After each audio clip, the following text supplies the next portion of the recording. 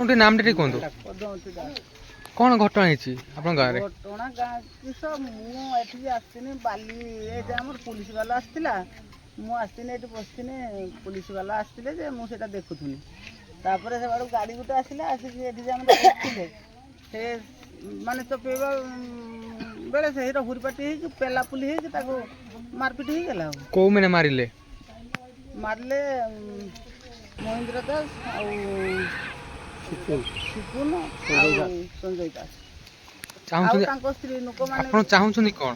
ଯୋଉ ଭାବରେ ବାଲି ଚୋରା ଚାଲାଉଛି ଯୋଉ ମହିଳାକୁ ମାରନ୍ତି ଆପଣ ଚାହୁଁଛନ୍ତି କଣ? ମୁଁ କହୁଛି ଏରକ ହେନେ ତ ଆମେ ଦେଶରେ ରହିପାରିବାନି ନା। ଝିଅ ବୋଉ ରହିପାରିବନି କି ରହିପାରିବେ କି? ତାହେଲେ ଆମେ ଯଦି ଯେକୌଣସି କଥା ହେଲା ଆମକୁ ଯଦି ଘରୁ ଘୁଷାରିକି ମାରିବେ ତାହେଲେ ଆମେ ରହିପାରିବା କି ଦେଶରେ ରହିପାରିବା କି?